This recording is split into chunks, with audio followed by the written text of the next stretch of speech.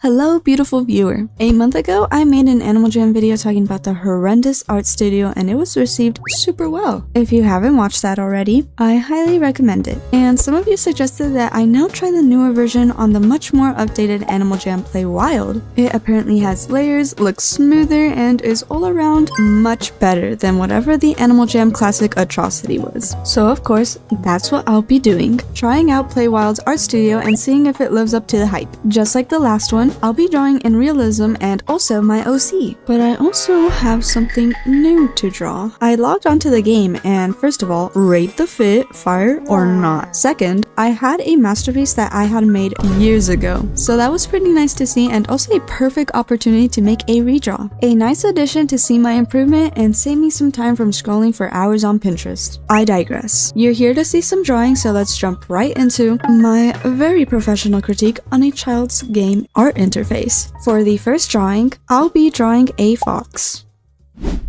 Like in my last video, I'll roughly trace the general shapes and then set the reference to the side. I could already see there was a lot more going on in Play Wild's version. There was indeed layers. I think the UI is so cute for them. I was pretty confused what the difference between the airbrush and the pixel brush on here was, but later figured out how to use it properly. The only difference I saw was that the airbrush left a white outline. I also was very excited to see that there was an opacity slider. Never in a million years did I expect to see opacity being purposefully added into a child's game art software. That was pretty awesome.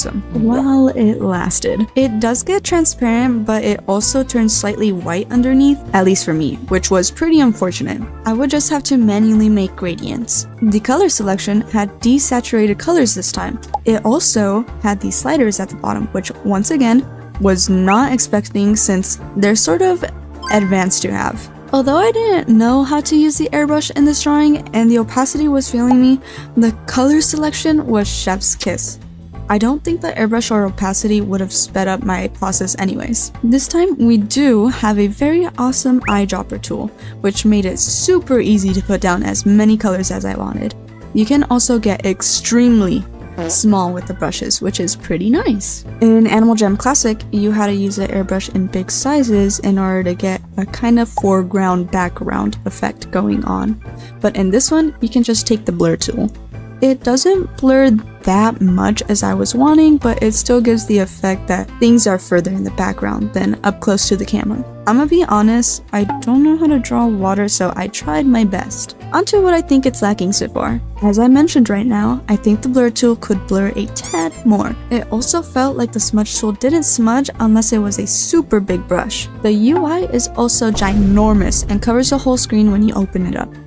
I understand this game was primarily built for the phone, but games usually make it different from each other on PC and mobile for this reason. I also think that so far, the opacity is really finicky, and I think it'd be better for there to be somewhere on the screen a button or something you can press that reminds you of what tools do. There was also times where I would use the eyedropper and it wouldn't pick up a color despite making a sound that it did, but that could just be my tablet bugging. And same with the opacity. Could just be a user error, but that's why I think that button would help tons. Overall, really happy with the drawing. Despite there being little to no blending, I kinda like the hard edge look. Very quickly, I got started on the next drawing, which will be me. I utilized the layers a ton more in this drawing. Unlike last time on Classic, the blessed color selection now allows me to draw my very desaturated OC. It was nice having lots of layers, especially for color blocking. Things now don't have to be drawn over and over again to fix bleed from the airbrush. Another very advanced tool was the option to merge layers. I knew Play Wild was advanced, but wow, I'm not even trying to glaze y'all.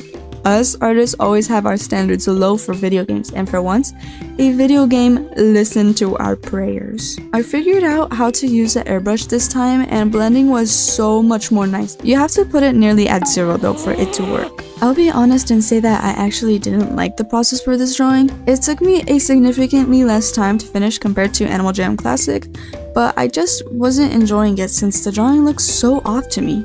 It was exactly what I didn't want to happen. The fox drawing incident, where the proportions just look so off.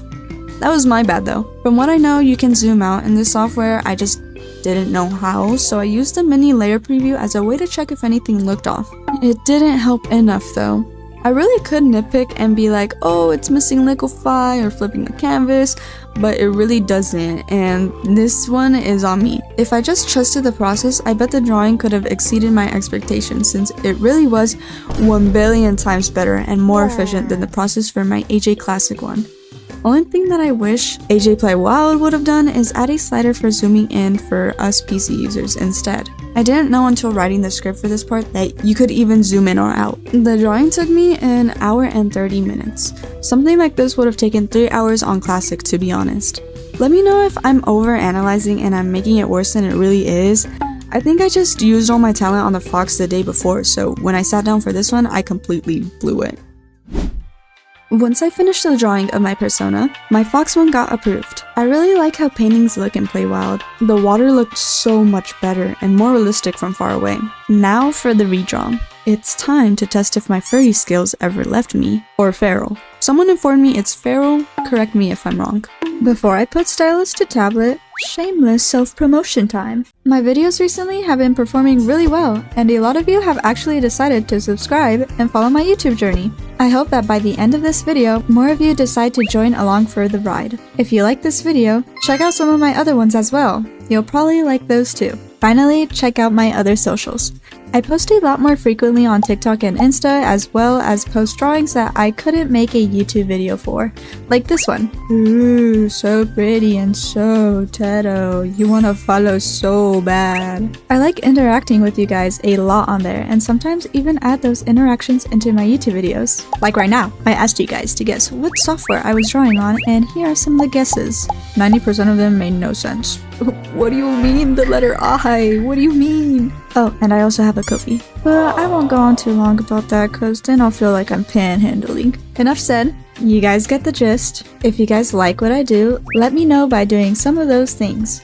That helps keep me motivated and keeps you guys entertained. Furry redraw time!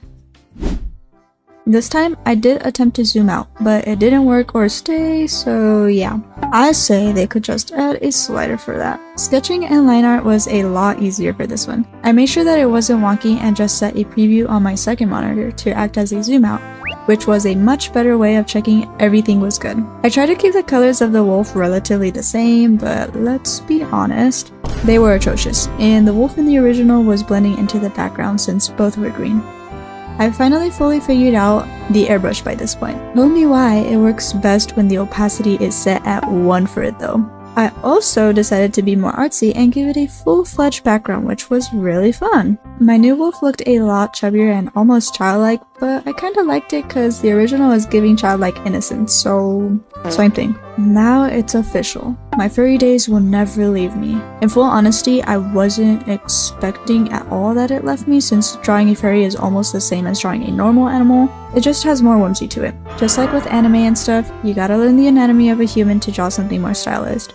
If you know how to draw animals, you can for sure draw furries. And also, I stopped playing Animal Jam in like 2018. I played it for many years, so it was practically muscle memory as well. This drawing also took me 1 hour and 20 minutes. The average time that I would take for Classic was 2 to 3 hours or more. I also logged in on this one after I felt like I didn't utilize enough of the tools in the last one. There's definitely improvement color-wise, cause I don't know what was happening with the other color palette. Here are all the masterpieces I made. I went in confident, maybe too confident for the second, and ended pretty simple but also good. Final critiques of the video. This is indeed an amazing upgrade. We have blurring, smaller brush sizes, zooming in layers, duplicating layers, merging layers, turning layers on and off, the eyedropper tool, and so much more. It provides really good basics, and I won't lie, I think this would be a good free alternative as like a sort of digital art basics, but for babies. The UI is simple. It introduces advanced tools in an easy to use way. Not bad, not bad. My expectations were exceeded, especially since I don't even remember making that other painting, so I was truly going in blind, besides some basic stuff I knew. Now for the bad things. but not really bad things, just things that if they were added or fixed, holy guacamole, it'd be perfection. Also, take me saying fixed with a grain of salt because it can just be user error. You guys can tell me below if all things mentioned are also an issue for you, or are things that already have fixes that I never figured out. I don't ever hear anyone saying, oh, Playwild has a good drawing software, but this and that. So that's why I'm like 80% sure that it's a me problem. First, the opacity. It's super good for sketching, but it can't be used in later stages of the art because of that slightly white underneath it gets. Second is zooming in and out. Just add sliders instead, please, for us PC users. Third, blurring tool. Slightly more blurring, or maybe heavily pressure sensitivity so that it blurs more when you press harder. Fourth, airbrush. You gotta put it at nearly 0 for it to work, which was really confusing. It also sometimes looks super weird on top of other colors and had the same issue of having a white underneath in the first drawing. But it didn't have that later. I don't know how I fixed it, so it works when it wants to, I guess. I don't know. Same as blurring tool. Bless us with pressure sensitivity for opacity or strength, and my life is yours, Animal Jam. Fifth, on the note of being confused, having a question mark symbol somewhere and clicking it to see what everything does would be super awesome.